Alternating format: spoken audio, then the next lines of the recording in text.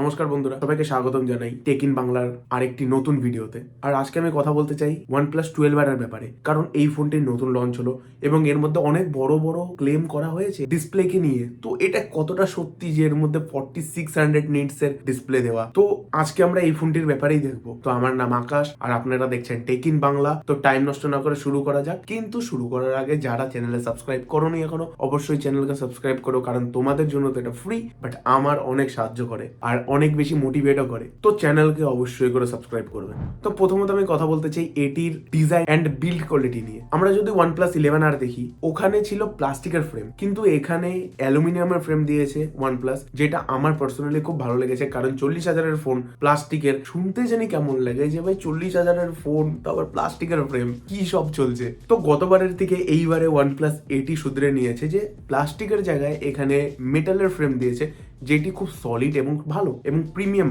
আর এর সাথে সামনে এবং পিছনে আপনারা পাচ্ছেন গ্লাস, এবং পিছনের যে প্রোটেকশন দিয়েছে ওটা মেনশন করা আছে গরিলা গ্লাস 5, আর সামনের যে প্রোটেকশন ওটা গরিলা গ্লাস ভিক্টাস, যেটা খুব ভালো এবং সলিড একটি প্রোটেকশন যদি আমি অ্যান্ড্রয়েড ওয়ার্ল্ডে দেখি। কিন্তু সব থেকে সুন্দর জিনিস যেটি এই ফোনের ডিসপ্লে কার্ভ হওয়া, খুবই সুন্দর লাগে কার্ভ ডিসপ্লে দেখতে। তো এটি as a beauty wise, look wise খুব ভালো। তো এটি তো গেল এর বিল্ড কোয়ালিটি। এবার কথা বলি এর ডিসপ্লের ব্যাপার, যেটা সবচেয়ে বেশি হাইলাইট করা হচ্ছে OnePlus এর থেকে। তারা এখানে দাবি করছে যে এই ফোন 4600 নিটস ব্রাইটনেস কে টাচ করতে পারবে। তো এটা কতটা সত্য এটা আপনাদের বলছি, কিন্তু তার আগে বলি এই ফোনের ডিসপ্লের কিছু গুণাবলী। সেটি হচ্ছে এই ফোনের যে ডিসপ্লে লাগানো আছে সেটি আপনি অলমোস্ট 1.5K ডিসপ্লে বলতে পারেন।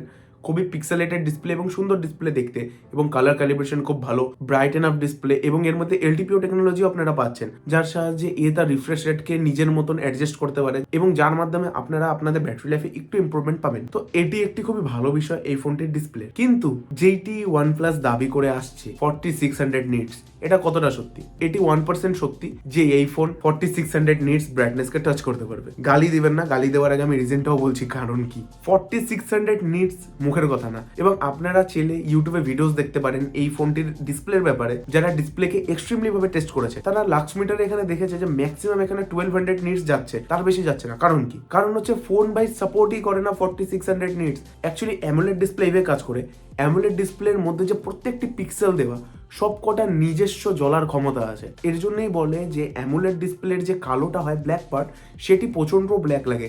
কারণ কি?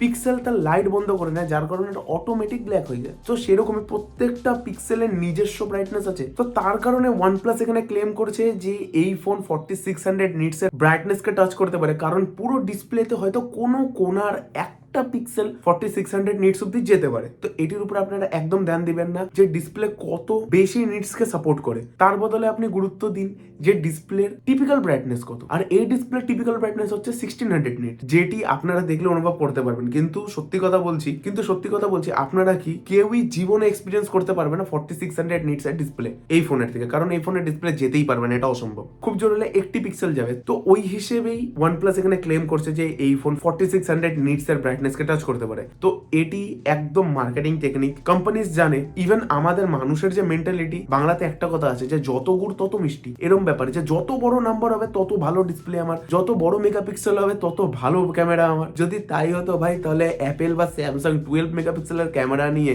শাওমির মতন 100 মেগাপিক্সেলের ক্যামেরা বা 200 মেগাপিক্সেলের ক্যামেরা আলা ফোনকে হারাতে পারতো না। তো এটাই বাস্তব কথা যে কোম্পানিজ অনেকভাবে লোকদেরকে তাদের জালে ফাঁসানোর চেষ্টা করে এইসব মার্কেটিং টেকনিক্স দিয়ে। তো এগুলাকে বলে মার্কেটিং টার্মস, আর কিছু না। তো আপনারা ওটার উপরে বেশি ধ্যান দিবেন না। তো এটা গেল এই ফোনটির ডিসপ্লে। এখন আসি এই ফোনটির ক্যামেরার ব্যাপার। এই ফোনটির ক্যামেরা খুব ভালো। এখানে সোনি সেন্সর ইউজ করা হয়েছে, 50 মেগাপিক্সেলের মেন ক্যামেরা। আর যে দুটা ক্যামেরা আছে, দুটা ক্যামেরা বলার আগে আমার রাগ উঠে। 8 মেগাপিক্সেলের আলট্রা ওয়াইড আর 2 মেগাপিক্সেলের ম্যাক্রো ফটো দিয়ে কি আমি বালির ভিতরে প্রত্যেকটি কর্নার ফটো তুলবো? আমি বললাম না যে এটি সব মার্কেটিং টেকনিক্স। আগে যেটা আমি বলেছিলাম সেটা হচ্ছে ডিসপ্লের জন্য মার্কেটিং টেকনিক, কিন্তু এবার যেটা বলছি এটা হচ্ছে ক্যামেরার মার্কেটিং টেকনিক। জেনারেলি আপনারা যখন দোকানে যাবেন দেখতে, যারা নন টেকি লোক তারা প্রথমেই গিয়ে ফোনে কি দেখে?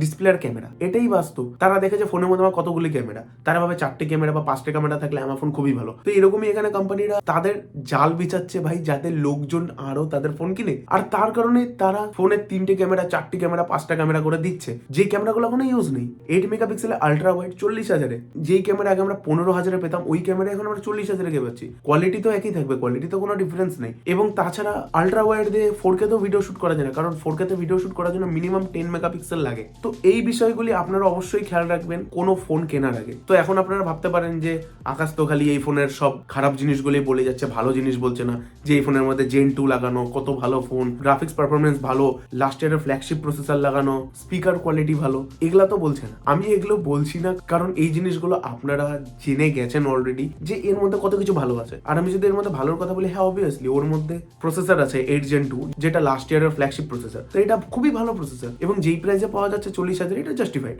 এন্ড এটা স্পিকার কোয়ালিটি ভালো, এটা আমি এগ্রি করি। এই ফোনটির সফটওয়্যার এক্সপিরিয়েন্স ভালো, হ্যাঁ এগুলা সব ভালো জিনিস এই ফোনটির। আর এর কারণে আমি হয়তো বা এই ফোনটি কোনো একদিন নিতে পারি। এই ফোনের সফটওয়্যার ভালো, প্রসেসর ভালো, মেন যে ক্যামেরাটা সেটি ভালো, সনির সেন্সর যেটা দেওয়া সেটা ভালো। বাট এর ছাড়া এই ফোনে আমি এমন কিছু পাইনি যেটি আমাকে খুব বেশি আকর্ষণ করে বা আমি কাউকে রিকমেন্ড করি এই ফোন। তার কারণ হচ্ছে আমি আপনাকে এখনই বলছি। আর আমি জানি OnePlus ফ্যান বয়রা অবভিয়াসলি অফেন্ড হবেন এটা নিয়ে, আর হবারই কথা, কারণ এটা বাস্তব, তাই আমি বলছি। এখানে যে USB-C টাইপ দেওয়া আছে সেটির যে জেনারেশন সেটি Gen 3 না, Gen 2, যার কারণে আপনাদের ডেটা ট্রান্সফার যে স্পিড সেটি কম পাবেন। এবং যারা মোবাইল দিয়ে তাদের পিসিতে বা ল্যাপটপে নেট ইউজ করেন USB স্ট্রিং এর দ্বারা, তারা এখানে কম স্পিড উপলব্ধি করবেন, কারণ এখানে Gen 2 দেওয়া, Gen 3 না। গেল নেগেটিভ পয়েন্ট। আমি যদি অনেক কিছু নেগেটিভ পয়েন্ট বলবো আজকে এই ফোনের ব্যাপারে, তো যারা OnePlus fan boy please offend হবেন না হতো, বা অফেন্ড হলো আমার কিছু করার নেই, সত্যি সত্যি।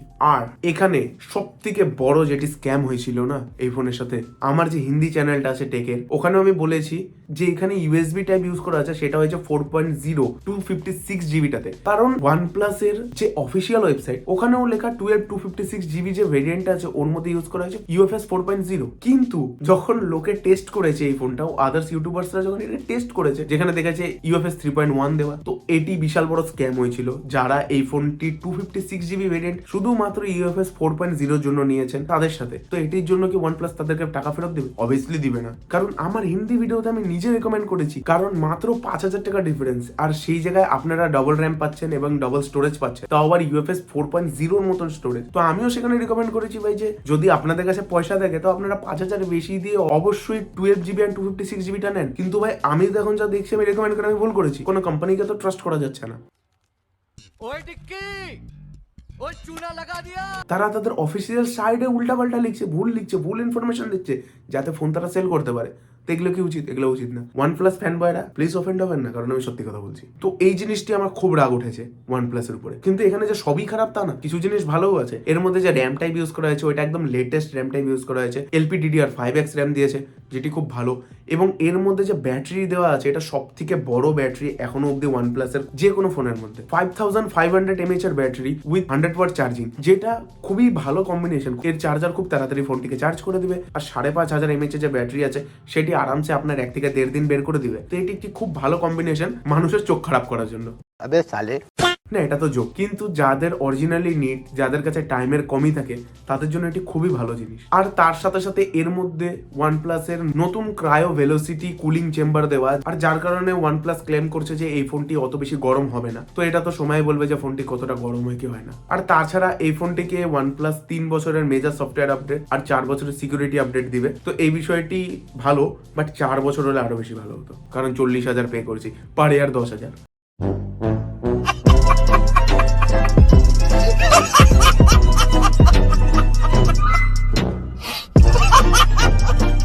তো বন্ধুরা, এতটুকুই ছিল আজকের এই ভিডিওতে। তো তোমাদের কি মতামত OnePlus 12 নিয়ে অবশ্যই কমেন্ট সেকশনে আমাকে জানাবে, আমি জানতে চাই। এবং আমি যে বিষয়গুলি বললাম, এর ডিসপ্লে আর এর USB পোর্ট আর এর ক্যামেরা অ্যান্ড এর স্টোরেজ টাইপ নিয়ে আপনাদের কি মতামত অবশ্যই করে কমেন্টে জানাবেন। আমিও জানতে চাই আপনাদের কি মতামত এটি নিয়ে। তো যদি এই ভিডিও আপনাদের ভালো লেগে থাকে তো অবশ্যই করে একটি লাইক করবেন এই ভিডিওতে, নিজের বন্ধুদের সাথে শেয়ার করে দিন যারা OnePlus কিনতে চায় বা যারা OnePlus এর ডাই হার্ড ফ্যান বয়, তাদেরকে অবশ্যই করে শেয়ার করবেন। আর যারা চ্যানেল এখনো সাবস্ক্রাইব করোনি অবশ্যই করে সাবস্ক্রাইব করবে। তো খুবই তাড়াতাড়ি দেখা হচ্ছে নতুন ভিডিওতে, ততক্ষণের জন্য ভালো থাকুন, সুস্থ থাকুন।